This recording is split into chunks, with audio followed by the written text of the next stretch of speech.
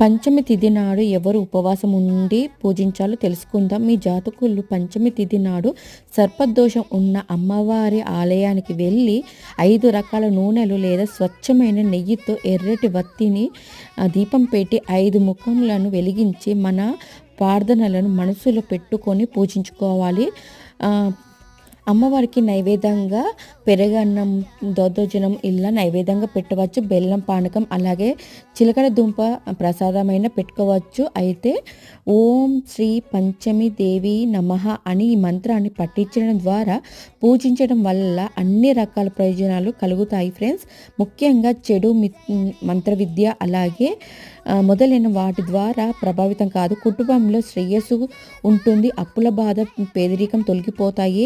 అలాగే ఎవరైతే ఈ పంచమి నాడు పూజ చేసినట్లయితే అన్ని రకాలుగా మనకి మేలు జరుగుతుందనేసి పండితులు బోధిస్తున్నారు.